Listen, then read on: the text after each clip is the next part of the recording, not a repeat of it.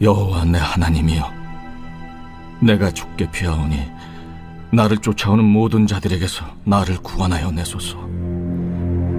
건져낼 자가 없으면 그들이 사자같이 나를 찢고 뜯을까 하나이다.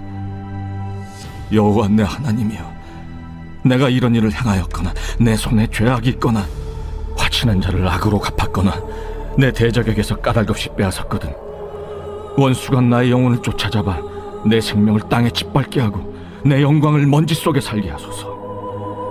여호와여, 진노로 일어나사 내 대적들의 노를 막으시며 나를 위하여 깨소서. 주께서 심판을 명령하셨나이다. 민족들의 모임이 주를 들게 하시고 그 위 높은 자리에 돌아오소서. 여호와께서 만민에게 심판을 행하시오니 여호와여, 나의 의와 나의 성실함을 따라 나를 심판하소서. 악인의 악을 끊고 의인을 세우소서. 의로우신 하나님이 사람의 마음과 양심을 감찰하시나이다. 나의 방패는 마음이 정직한 자를 구원하시는 하나님께 있도다. 하나님은 의로우신 재판장이시며 매일 분노하시는 하나님이시로다. 사람이 회개하지 아니하면 그가 그의 칼을 가시며 그의 활을 이미 당기어 예비하셨도다. 죽일 도구를 또한 예비하시며 그가 만든 화살은 불화살들이로다. 악인이 죄악을 낳으며 재앙을 베어 거짓을 낳았도다. 그가 웅덩이를 파만드며 제가 만든 함정에 빠졌도다. 그의 재앙은 자기 머리로 돌아가고 그의 포악은 자기 정수리에 내리리로다. 내가 여호와께 그의 의의를 따라 감사하며 지존하신 여호와의 이름을 찬양하리로다.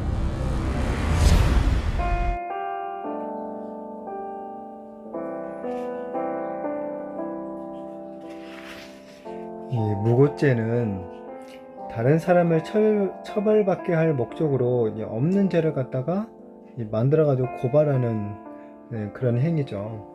이 무고죄는 신체적인 어떤 상해를 입히는 폭력보다도 이 피고소인에게 더 심각한 이 상처를 주기도 합니다.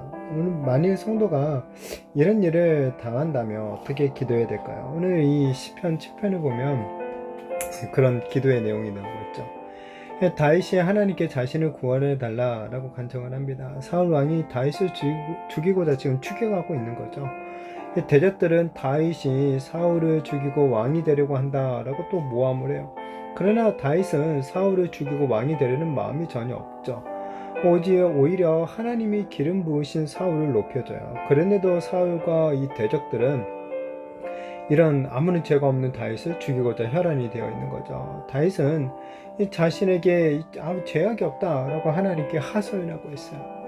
만약 그리고 죄악이 있다면 자신의 생명과 명예를 다 버리겠다라고까지 선언하고 있죠. 다윗이 이렇게 자신의 생명과 명예까지 다 걸고 기도하는 것은 하나님을 전적으로 신뢰했기 때문이죠. 다윗은 주님께 피한다라고 말하고 있습니다. 이 피하다라는 것은 이 피난처로 도피하다, 신뢰하다라는 그런 뜻을 가진 단어입니다. 신뢰하는 사람이 결국 하나님께로 피할 수가 있는 거죠. 하나님을 신뢰해야지만이 하나님을 피난처로 삼아서 하나님께로 도피할 수가 있는 거죠. 성도는 하나님이 얼마나 선하신지를 더욱더 알아야 되는 거죠. 하나님의 그 선하심을 알면 하나님을 신뢰할 수 있고, 또 하나님을 신뢰할 수 있으면 하나님께 이런 어려운 상황에 그분께 피할 수가 있는 거죠. 그리고 하나님께 이렇게 피하는 자가 결국 이 복이 있는 것입니다. 자, 다윗은 이어서 하나님께 심판을 촉구해요. 하나님께 진노를 일어나 달라라고 호소합니다. 하나님은 보좌에 앉아 계시는 분이시죠. 그러나 하나님이 일어나신다라는 것은 어떤 역사를 이루시기 위해서 행동한다 라는 그런 뜻을 가지고 있어요. 보좌에 앉아 계신 하나님께 일어나 달라라고 호소하는 것은 하나님께 심판을 시작해 달라라는 어떤 시인의 간청인 거죠. 그리고 나를 위해서 깨소서라고 간구하고 있습니다. 하나님은 사실 졸지도 않고 주무시지도 않는 분이시죠. 근데 그러나 하나님께 지금 깨달라라고 말하는 건 뭡니까? 속히 심판을 갖다가 실행해 달라라는 어떤 재촉으로 이해할 수가 있는 거죠. 하나님이 심판하시면 이 악인들, 불의한 자들에게 재앙이 임하는 거죠.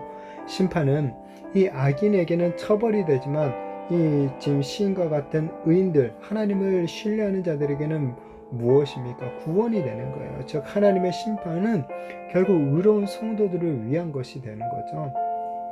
하나님은 의로우신 재판장이시기 때문에 악인을 심판하실 것입니다. 다윗은 이미 악인의 최후를 본 것처럼 또 얘기를 해요. 의로우신 재판장이신 하나님에 대한 이 확신이 있기 때문에 그런 거죠. 하나님이 반드시 악인을 심판하여 멸하실 것이기 때문에 다윗은 마치 자신의 눈으로 본 것처럼 이 얘기를 하고 있어요. 이 14절에 보면 우리 한글 성경에 잘 나타나 있지 않는데 이 원문에는 이 보라라는 그런 단어가 있습니다. 악인은 하나님께 심판을 받아 이 멸망할 것입니다. 그러나 의인은 재판장이신 하나님의 그 심판 속에서도 구원을 받는 거죠. 하나님은 의인에게 방패를 주세요. 나의 방패는 하나님께 있다라고 말을 하고 있죠. 이 고대 전쟁에서는 방패를 든 자가 곁에 있다가 전사에게 필요한 이 방패를 이제 건네주는 거거든요. 이 10절이 이런 것을 마치 얘기해 주는 거죠. 방패이신 하나님이 보호해 주시면 우리 성도들은 모든 공격과 이 재앙에서부터 살아남을 수가 있는 거죠. 구원하신 하나님께 우리를 이렇게 구원해 주시고 보호해 주신 그 하나님께 감사하고 하나님의 이름을 높여드리는 것, 이 성도들의 마땅한 태도인 거죠. 이 존 칼빈이 이런 말을 했어요. 악인은 거짓말과 악함으로 그들의 잘못을 덮지만은 그런 행동은 소용이 없다. 모든 것이 다 빛 가운데 드러날 것이기 때문이다. 하나님의 안목은 결코 혼선을 빚지 않는다. 라는 그런 말을 합니다. 하나님은 정말 공의로 세상을 심판하시는 재판장이 되십니다. 하나님은 정말 이 악인들에게는 심판을 내리시고 하나님을 신뢰하는 의로운 자들은 지키시고 보호해 주심을 온전히 믿으시기를 바랍니다. 그래서 정말 하나님의 그 은혜로 우리가 보호하심을 받고 이 구원받는 것에 대해서 우리가 미리 확신하면서 오히려 하나님께 영광과 이 감사의 찬양을 올려드릴 수 있는 그런 우리가 되어지기를 예수님의 이름으로 축복합니다.